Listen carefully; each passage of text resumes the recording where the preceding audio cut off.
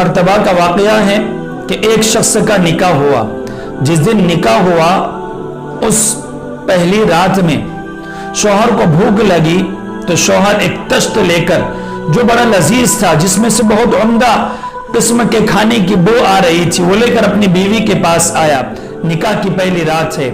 जैसे ही वो हाजिर हुआ तो उसने बीवी से कहा कि ये लो, मेरे साथ खाने में शरीक हो जाओ, क्योंकि मैंने खाना नहीं खाया, मुझे बहुत भूख लगी है। बीवी ने कहा कि आज निकाह था और मैंने तुम्हारी माँ पर नजर रखी थी, मैंने देखा कि निकाह की मसरूफियत की वजह से तुम्हारी वालिदा ने भी आज खाना नहीं खाया है, जाओ तुम्हारी वालिदा को बुला कर लाओ ताकि वो अपने साथ खाने में शरीक हो जाए और वो भी पेट भर खाना खा ले।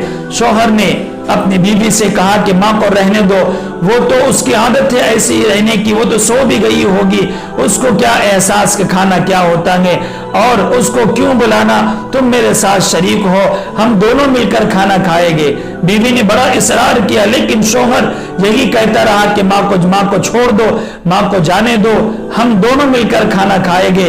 जब शौहर अपनी इस बात पर अटल रहा, बीवी ने अपने शौहर से कहा कि ठीक है, तुम अपनी माँ को नहीं बुलाते तो एक काम करो, मुझे तलाक दे दो, मैं तुम्हारे साथ रहना नहीं चाहती।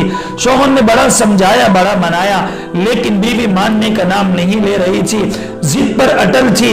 उसने तलाक का मुतालबा किया और आखिर मामला यह हुआ कि फिर शौहर ने बीवी को तलाक दी और मामला खत्म हो गया। बीवी अपने घर चली गई, शौहर अपने घर चला गया और दोनों ने अपनी अपनी जगहों पर जहां फिर दोबारा मुकद्दर था निकाह कर लिया। निकाह गुजरे हुए अल्लाह रब्बुल इज्जत ने दोनों को साहिब औलाद बनाया और दोनों को अल्लाह ने औलाद की नेमत से सरफराज फरमाया। निकाह गुजरे हुए इनको 30 से 35 साल गुजर गए। इधर वो औरत जिसने खुला का मुतालबा किया था, तलाक का मुतालबा किया था, उसके अल्लाह रब्बुल इज्जत ने 4 से 5 बेटे उसको अता फरमाए। बड़े खूबसूरत थे, बड़े खूबसीरत थे, हुस्न अखलाक में उनकी मिसाल पेश की जाती थी और पूरे शहर में वो मशहूर और मारूफ थे।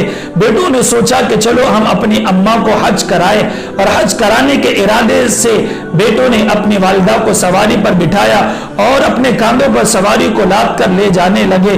दौरान रास्ते में माँ ने देखा कि कोई शख्स गरीब है और उसके बाल भी गंदे, उसका जिस्म भी गंदा है और उस पर मक्खियां लगी हुई हैं और एक कोने में पड़ा हुआ है, कोई मुसाफिर मालूम हो रहा है।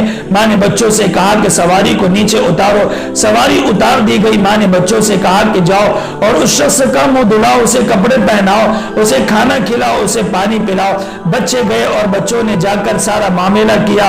उसको जब खाना खिलाने लगे तो उसका चेहरा ऊपर उठा। उस माँ ने देखा और देखकर समझ गई कि ये मेरा पहला शौहर है। वो उठकर वहां पर आई और उसने उस शौहर से कहा जो साबिका शौहर था, कहने लगी कि वक्त ने तुम्हारे साथ ये क्या हाल कर दिया है।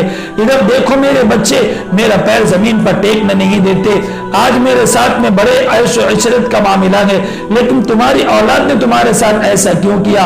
उस शख्स ने कहा कि जब तुम मुझसे खुला लेकर तलाक लेकर चली गई, मेरी दूसरी जगह पर शादी हुई और मुझे अल्लाह ने औलाद अता फरमाई, लेकिन मेरी औलादें मुझे छोड़कर चली गई, बीवी मुझे छोड़कर चली गई, माँ भी दुनिया से चली गई और कई सालों से मेरा हाल ये पड़ा है, मैं यहाँ पर पड़ा रहता हूँ। उस बीवी ने, उस औरत ने उससे कहा कि पहली रात जब तुमने अपनी माँ को नजरअंदाज कर दिया था, मैं उसी वक्त ये बात समझ गई थी कि तुम वो शख्स हो, तुम वो बदतरीन शख्स हो जो अपने माँ बाप के हक अदा करने में कोताही करते हो और कभी भी हुकूक अदा नहीं करते। और मैंने ये समझकर उस दिन मुतालबा खुला जो किया था वो इसी वजह से किया।